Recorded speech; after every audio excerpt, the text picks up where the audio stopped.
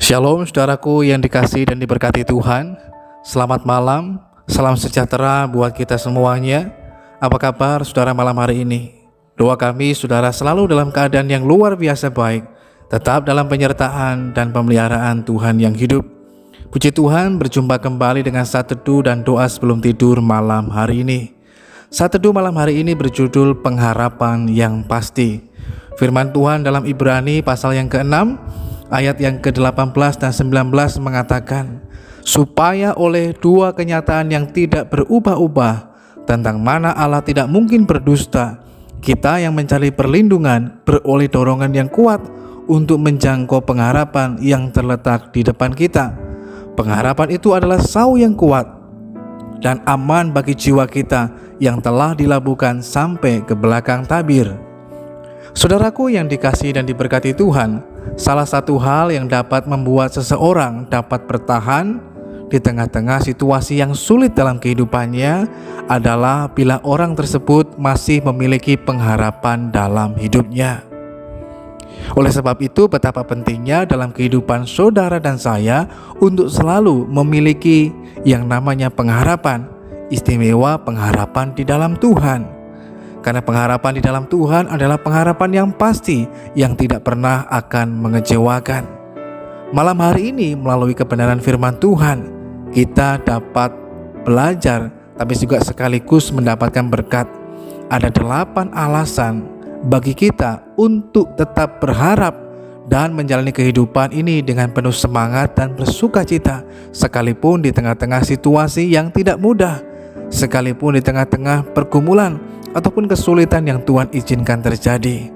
Yang pertama, alasannya adalah karena Tuhan memegang kehidupan setiap kita. Tuhan tahu dan mengenal segala yang terjadi dalam kehidupan setiap kita. Bahkan tanpa seizin Tuhan pun tidak sesuatu yang akan terjadi dalam kehidupan setiap kita. Dan kalaupun kita harus menjalani dan mengalami masa-masa sulit dalam kehidupan kita, Tuhan pun tidak membiarkan kita. Dia akan tetap memampukan kita. Dia akan memberikan hikmat, kekuatan, bahkan jalan keluar sehingga kita pasti dapat melaluinya. Yang kedua, alasannya adalah karena dalam Tuhan kita harus mengenal cerita kehidupan kita dari awal sampai akhir. Alkitab banyak menceritakan situasi yang menyesakkan dan menekan dalam kehidupan beberapa tokoh, tapi kemudian berakhir dengan berkat dan kemenangan, seperti halnya yang dialami oleh Yusuf, tetapi juga Ayub. Tuhan sedang merenda sebuah karya yang luar biasa dalam kehidupan mereka. Terkadang dalam hidup ini, ketika kita diperhadapkan pada cerita kehidupan kita saat-saat mengalami masa yang sukar, kita sudah buru-buru, cepat-cepat dan tergesa-gesa mengambil kesimpulan bahwa Tuhan tidak mengasihi kita. Kita berpikir bahwa kita memiliki kehidupan yang buruk, padahal tidaklah demikian. Kita perlu melihat cerita kehidupan kita dari awal sampai akhir, sehingga mendasarkan segala sesuatunya pada semua musim dalam kehidupan kita, sehingga kita tetap dapat berkata Tuhan itu baik. Yang ketiga, alasan untuk membuat kita tetap berharap adalah karena selalu ada maksud dan tujuan Tuhan ketika Tuhan mengizinkan penderitaan atau pergumulan itu terjadi dalam kehidupan kita. Kita perlu meminta agar Tuhan menyatakan rencananya bagi kita, sehingga kita dapat merasakan ketenangan sekalipun di tengah situasi yang menegangkan. Dengan mengerti maksud dan rencana Tuhan akan memampukan kita untuk tetap bersukacita, bersemangat, bahkan bersyukur dalam semua keadaan. Firman-Nya berkata bahwa rancangannya bagi kita adalah rancangan damai sejahtera dan masa depan yang penuh dengan pengharapan. Yang keempat, alasan bagi kita untuk selalu berharap adalah karena Tuhan sangat mengasihi setiap kita.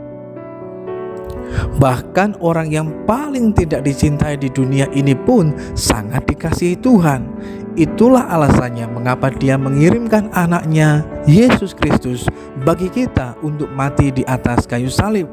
Karena Tuhan mengasihi kita. Dia sangat mengenal sakit, derita, pergumulan yang kita alami. Bahkan Dia memberikan Roh Kudus-Nya untuk menghibur, menguatkan dan meneguhkan kita sehingga kita dapat menjalani kehidupan ini dengan segala baik. Yang kelima, alasan bagi kita untuk tetap berharap adalah karena Tuhan mendengar dan menjawab doa-doa kita. Orang tua yang jahat sekalipun tidak akan memberikan batu ketika anaknya meminta roti, atau ular ketika mereka meminta ikan. Jika manusia berdosa memiliki kepedulian yang sedemikian, apalagi Bapa kita yang di surga. Dia akan mendengar dan menjawab setiap doa dan gumul yang kita sampaikan kepadanya. Tetaplah bersabar dan kita akan mengalami jawaban Tuhan atas segala doa-doa kita. Yang keenam, Tuhan tidak pernah membiarkan kita menghadapi segala sesuatunya sendirian. Tuhan sudah berjanji bahwa Ia sekali-kali tidak akan membiarkan ataupun meninggalkan kita sendirian. Oleh karenanya kita nggak perlu takut menghadapi kehidupan ini. Percaya akan penyertaannya dan alami pertolongannya. Yang ketujuh, jika yang lain dapat berhasil melalui situasi-situasi yang sulit, bahkan lebih sulit dari yang kita hadapi, maka kita pun pasti bisa melaluinya. Saudara yang dikasihi Tuhan, ketika firman Tuhan menuliskan, mencatat tentang kisah-kisah iman dari orang-orang yang percaya kepada Tuhan, sekalipun mereka mungkin mengalami situasi bahkan yang lebih sulit dari yang kita alami, tetapi mereka dapat melaluinya dan akhirnya mereka mengalami berkat bahkan kemenangan daripada Tuhan. Maka kita pun juga dapat melewatinya, bukan karena kita hebat, tetapi semua karena penyertaan, pertolongan dan campur tangan Tuhan dalam kehidupan setiap kita. Kalau yang lain bisa, maka kita pun bisa dan dapat melewatinya bersama dengan Tuhan. Yang kedelapan, kita mesti sadar bahwa dalam kehidupan kita mengarahkan hidup kita pada kehidupan yang kekal. Hidup di dunia ini hanyalah sementara. Sekalipun di dunia ini kita mungkin menderita, menghadapi pergumulan, kesulitan, namun kemuliaan yang Tuhan sediakan di sorga tidak dapat dibandingkan dengan apapun yang ada di dunia ini. Kelak kita akan menikmati kesenangan dan kemuliaan bersama dengan Tuhan kekal selama-lamanya. Jangan biarkan beban kehidupan kita mengalahkan kita. Iblis akan selalu berusaha mengambil kesempatan untuk melemahkan iman kita, bahkan membawa kita supaya kita melangkah pada jalan yang salah. Namun malam hari ini saudara dikasihi Tuhan, kalaupun kita sedang berada dalam keputusasaan, kesulitan dan pergumulan, mari kita bangkit dan tetap berharap kepada Tuhan. Arahkan pandangan kita pada Tuhan dan berharap kembali kepada Tuhan. Maka kita akan mengalami ada kekuatan, ada semangat yang baru, ada sukacita, bahkan ada rasa syukur yang kita bisa naikkan di tengah-tengah kesulitan yang ada, sehingga kita mengalami berkat dan kemenangan dari Tuhan. Mari kita berdoa.